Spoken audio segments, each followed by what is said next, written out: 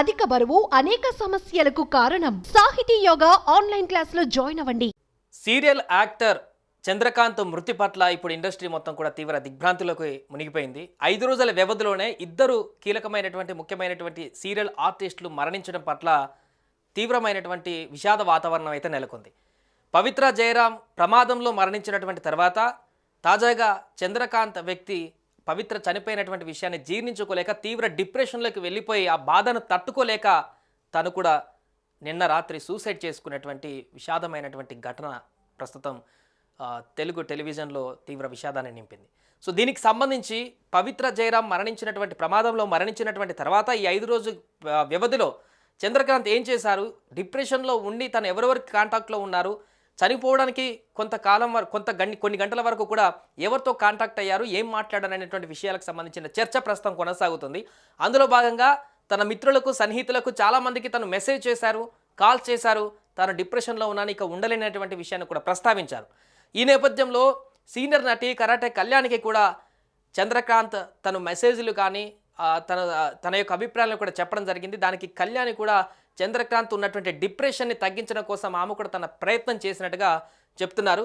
So దీనికి సంబంధించి మనం మాట్లాడదాం, కరాటే కళ్యాణితోనే నేరుగా మాట్లాడేటువంటి ప్రయత్నం చేద్దాం. అసలు చంద్రకాంత్ మృతి చెందడానికి కొన్ని గంటల ముందు వరకు కూడా కానీ దానికంటే ముందు రోజు కానీ ఎలాంటి పరిస్థితుల్లో ఉన్నారు, ఆయన చివరి మాటలుగా ఏం చెప్పారు, ఎందుకు ఆత్మహత్య చేసుకోవాల్సి వచ్చిందనేటువంటి విషయాన్ని కూడా మాట్లాడేటువంటి ప్రయత్నం చేద్దాం. సో కళ్యాణ్ గారు, మీరు చెప్పండి, లాస్ట్ చంద్రకాంత్ తను లాస్ట్గా మెసేజ్ మీకు ఏం చేశారు, డిప్రెషన్లో ఉన్నప్పుడు తన యొక్క మాట్లాడినప్పుడు మీకేమనిపించింది? తన డిప్రెషన్ బాగా పీక్ లో ఉన్నాడని అర్థమైంది. అందుకే నేను చాలా సేపు మాట్లాడాను తనతో. ఓకే, నేను చాలా డైవర్ట్ చేశాను అన్ని విషయాలు. మేము చాలా రోజులు వర్క్ చేసాం కలిసి. ఓకే, సీరియల్ లో నాకు అంటే నేను విలన్ అన్నమాట. అప్పుడు అబ్బాయి అసిస్టెంట్ గా ఉండే క్యారెక్టర్ చేసేవాడు. ఏ సీరియల్ చేశారండి మీరు? మేము ఈ 3 చేసేవాడిని. అంతకు ముందు ముత్యాల ముగ్గు ఇట్లా కొన్ని సీరియల్స్ చేస్తున్నాను నేను. ఓకే, ఇద్దరు కలిసి చేసినారు. కలిసి చేసామండి మేము. మాట మంత్రం, ముత్యాల ముగ్గు, ఏవో 2-3 సీరియల్స్ చేసాం పేర్లు వదిలేస్తే. మేము ఆ టైంలో కూడా నాకు అసిస్టెంట్ రోల్ అన్నమాట అబ్బాయికి. అలా చాలా రోజులు చేయడం వల్ల చాలా బాగా తెలుసు. తర్వాత నేను 3 మానేశాను. మానేసిన తర్వాత తిను మాత్రం కంటిన్యూ అయ్యాడు. మళ్ళీ తిను మానేశాను అన్నాడు. అయితే ఇట్లా జరిగిన వెంటనే నాకు ఫోన్ చేశాను. నేను వాళ్ళ దగ్గర నెంబర్ తీసుకున్నాను. నెంబర్ కూడా పోయింది నా దగ్గర. నేను ఆ నెంబర్ తీసుకొని మాట్లాడా, ఎలా ఉన్నావు ఏంటి, కష్టం ఉన్నప్పుడు పలకరించాలని చేశానయ్యా, ఎలా ఉన్నావు ఏంటి, బానే ఉన్నావా ఏంటి, నువ్వేం డిప్రెషన్కి వెళ్ళకు, ఇలా ఆలోచించుకుని మాట్లాడాలనిపిస్తున్నాయని చెప్తే కూడా లేదంటే నేను బతకను అని చెప్పి మెసేజ్ చేశాడు నాకు. అంటే ఇప్పుడు పవిత్ర గారి యాక్సిడెంట్ లో మరణించిన తర్వాతే మరలా మీరు కాంటాక్ట్ లోకి వెళ్ళారు ఆయనకి? అంతే అంతే. అప్పుడే మాట్లాడితే నేను బతకనండి, కష్టం, నా వల్ల కాదు, ఆమె లేకుండా నా వల్ల కాదంటే అలా అనకూడదు, పిల్లలు ఉన్నారు వాళ్ళని చూసుకోవాలి, నువ్వు చచ్చిపోతే దానికి అదే నా పరిష్కారం, ఇది చాలా తప్పు మాట్లాడుతున్నావు, నువ్వు సెట్ అవుతావు మళ్ళీ అన్ని విధాలుగా, ముందు హాస్పిటల్కి వెళ్ళు, ట్రీట్మెంట్ తీసుకో అంటే నా మైండ్ బాగాలేదండి, నాకైతే ఈ మధ్యలో ఏదో అయిపోతుంది తలకి, నేను ఇంకా ట్రీట్మెంట్ తీసుకోలేదు, సో నేను చెప్పలేను, నేను ఉంటానని అనుకోవట్లేదు, మీరు ఎవరికి చెప్పకండి నేను అది చెప్పానని అని పెట్టాడు మెసేజ్. ఓకే, అంటే ఇప్పుడు తనకు ఒక కుటుంబం ఉంది, పిల్లలు కూడా ఉన్నారు, ఆయన పవిత్రతో తన ఒక రిలేషన్ లో ఉన్నారు, ఇది ఇండస్ట్రీలో అందరికీ తెలుసా అండి అంతకుముందే? అంటే పెళ్లి అయిందని తెలుసో లేదో నాకైతే తెలుసు, ఎందుకంటే నన్ను పెళ్లికి పిలిచాడు. సేమ్ కమ్యూనిటీ మాది అబ్బాయిది, దానివల్ల మేము కొంచెం ఇలా మాట్లాడుకునే వాళ్ళము చాలా విషయాలు. సో ఏంటంటే అబ్బాయి పెళ్లికి నన్ను పిలిచి నేను ఆ టైంలో వెళ్ళలేకపోయాను. ఓకే, ఎవరు శిల్ప గారితో ఆయన పెళ్లికి? అవును, ఆ పెళ్లి మెయిన్ పెళ్లి ఫస్ట్ పెళ్లి అయినప్పుడు పిలిచాడు నన్ను, నేను వెళ్ళలేదు. అది తర్వాత నన్ను చాలా సార్లు అన్నాడు, మీరు మాకెందుకు వస్తారండి, మా పెళ్లికి మా ఇంటికి ఎందుకు వస్తారు, మీ పెద్దోళ్ళు మీరు అని అట్లా అంటే, అలా అంటావేంటి, అలా అనకు బాబు, మాకు అలా ఏం లేదు, నాకు కుదరలేదు అంటే సరే పిల్లల పెళ్లికి వస్తారు అన్నట్టు నేను కామెడీ చేసేదాన్ని. ఓకే, 2 పిల్లలు అబ్బాయికి మంచిగానే ఉండేవారు. తర్వాత ఈమెతో రిలేషన్ ఇదైనాక వాళ్ళతో బ్రేకప్ అయిపోయింది అక్కడ. ఇప్పుడు మరి కలుస్తున్నారు ఏంటంటే తెలియదు. మొన్న కూడా చెప్పాడు ఏంటంటే అంతా అప్పచెప్పేసి వచ్చేసానంటే వాళ్ళు బాగానే ఉంటారు, ఈ పాప అమెరికా వెళ్ళిపోతుంది, నేను వీళ్ళని చూసుకోవాలి, నేను స్ట్రాంగ్ గా ఉన్నాను అలా అన్నాడు. మళ్ళీ ఏమో నిమిషానికి ఒక నిమిషం నేను చచ్చిపోతానన్న మంచి నేను బాగానే ఉంటానండి అనేవాడు. సర్లే సెట్ అవుతాడు అనుకుని అంత సీరియస్ తీసుకోలేదు. తను చెప్పినా కూడా ఏముంది, ఎవరైనా బాధలో ఉన్నప్పుడు అలాగే మాట్లాడతారులే అనుకున్నాను నేను. నేను నిన్న వైజాగ్ మొన్న ఈవినింగ్ లక్షవారం అంటే వర్షం పడుతున్నప్పుడు బయలుదేరాను నేను. అప్పుడు బయలుదేరి వచ్చినప్పుడు తను నాకు ఏంటంటే మళ్ళీ నిన్నంతా నేను జర్నీలో ఉండే ఆ రోజు నైట్ మరి చేయలేదు. జర్నీలో డిక్లేర్ అయింది. వచ్చిన తర్వాత నేను ఈవినింగ్ చేద్దాం అనుకున్నాను. నేను ఎలా ఉన్నాడు ఏంటో నేను మాట్లాడలేదు మొన్న, ఒకసారి మాట్లాడదామని. నైట్ ఈ న్యూస్ వచ్చేసింది. నేను 9:30కి చేద్దాం అనుకున్నాను, చేయలేకపోయాను. 10 o'clock నాకు న్యూస్ వచ్చింది. ఇప్పుడు వాట్సాప్ లో కొన్ని చార్ట్స్ పెట్టారు కదా, అవి మీతో చేసినాయనండి చంద్రకాంత్ గారు? నేనే మాట్లాడానంటే ఓకే. తను నాతో 3 రోజుల నుంచి మాట్లాడాను. నేను తన్ని డిప్రెషన్ బాగా డీప్ గా ఉన్నాడని నన్ను బయటకు తేవాలి అని నేను అన్ని విషయాలు మాట్లాడాను. మీరు ఎందుకు ఈసారి అప్లై చేయలేదని అడిగాడు. మీరు పొలిటికల్ గా వెళ్తారు అనుకున్న విచారి మంచి టైం కదా, మీరు ఎందుకు వచ్చేసారా? లేదు ఇంకా టైం తీసుకోవాలి కొంచెం, ఇంకా చాలా అనుభవం రావాలి, చాలా తెలుసుకోవాలి, అంత తొందర ఎందుకని ఆ విషయాలు మాట్లాడాడు. తర్వాత వైజాగ్ లో వేరే ప్రాపర్టీ గురించి వేరే వాళ్ళ మావయ్య ఆ విషయాలు మాట్లాడాడు. నేను వైజాగ్ వెళ్తున్నానంటే ఆ విషయాలు అవతల వ్యక్తి కూడా యాదవ్ అనమాట. మాకు తెలుసు అనమాట అవతల డాక్టర్.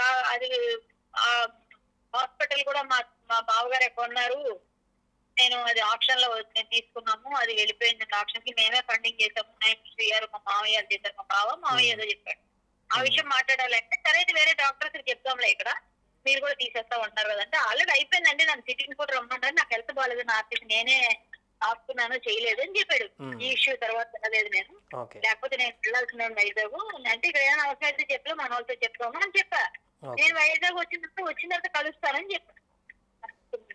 ఈలోగా ఈ వార్త వింటానని అనుకోలేదు. అసలు ఇంత అంటే అది తగ్గుతుందిలే, బయటకు వస్తాడు అనుకుని ఎంతో ప్రయత్నం చేసాం. ఒక మనిషి కష్టాలు బయట ఎవరికో చేస్తాం, తెలిసిన వ్యక్తి కదా అని ఏదో అబ్బాయి కొంచెం మాట్లాడేలాగా అనమాట. కళ్యాణ్ గారు ఒకటి అంటే ఈయనకు కుటుంబం ఉంది, పిల్లలు ఉన్నారు, ఇన్ని బాధ్యతలు ఉన్నాక కూడా పవిత్ర అనేటువంటి ఒక ఆమె కోసం, ప్రేమ కోసం ఇంత తీవ్రమైనటువంటి నిర్ణయం తీసుకునేటువంటి అంత సెన్సిటివ్ పర్సన్ ఆయన. మీకు ఆ గతంలో పరిచయం ఉంది కాబట్టి ఆయన మనస్తత్వం గురించి మనం మాట్లాడుకో, అంత సెన్సిటివ్గా ఉన్నటువంటి వ్యక్తి. అబ్బాయి ఎవరితో గొడవలు పడ్డారు బాగానే ఉంటాడు, మంచి కూడా చాలా అంటే డెడికేషన్ తో చేస్తాడు. చిన్నదైనా సరే చాలా మంచిగానే చేసేవాడు క్యారెక్టర్, మంచిగా ఉండేవాడు. అసలు బాగానే సెన్సిటివే. కానీ మొన్న అయితే మాత్రం అదేమన్నదంటే ఈ రూల్స్ బాగా ఇంట్రెస్ట్ అండి, చాలా ఇబ్బందిగా ఉన్నాయి రూల్స్ అనేది, చాలా నీటితో రాస్తున్నాను అని చెప్పి చెప్పాడు. ఏమంటే ఆమె నేనే చంపాను అంటారు, నాకే దెబ్బ తగిలి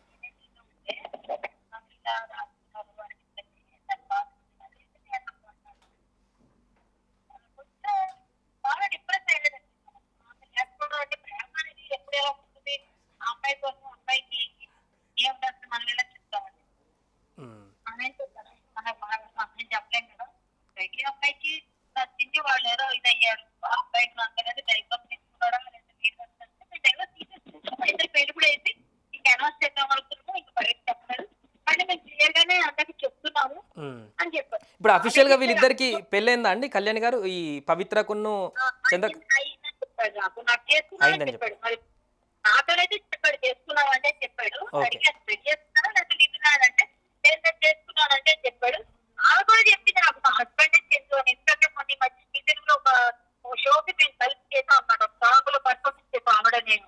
ఆ టైంలో పవిత్ర నేను డాన్స్ చేస్తున్నప్పుడు స్టేజ్ మీద మాట్లాడేటప్పుడు మా ఇద్దరు పైరగాళ్ళ కూర్చొని మాట్లాడుతున్నప్పుడు ఆమె నేను మాట్లాడేటప్పుడు చెప్పింది చేసుకున్నాను నేను. తను కూడా చెప్పింది పెళ్లి చేసుకున్నానని చెప్పింది మా హస్బెండ్ చంద్రు అంటే, అమ్మ ఏ చంద్రు అంటే మీతో కలిసి చేశాడు కదా చంద్రు అంటే, అమ్మ నాకు తెలియదమ్మా అన్నాను. అప్పుడు దాకా నాకు తెలియదు విషయం. రైట్, థ్యాంక్ యూ అండి కళ్యాణ్ గారు.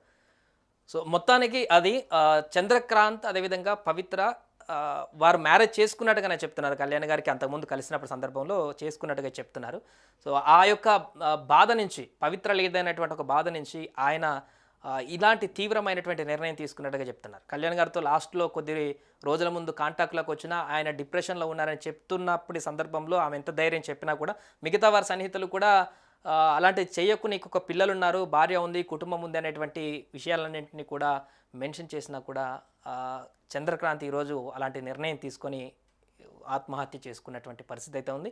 ఏదేమైనా కూడా తాజాగా ఆయన లాస్ట్ డిప్రెషన్లో ఉన్న కొద్ది రోజుల పాటు మాట్లాడినటువంటి విషయాలు, ఆ మాట్లాడినటువంటి వ్యక్తుల నుంచి చెప్తున్నటువంటి అంశాలు అయితే ప్రస్తుతం కొంత చర్చనీయాంశంగా మారుతున్నాయి. సుమన్ టీవీలో మీ పర్సనల్ అండ్ బిజినెస్ ప్రమోషన్స్ కోసం కింది నెంబర్కి కాంటాక్ట్ చేయండి.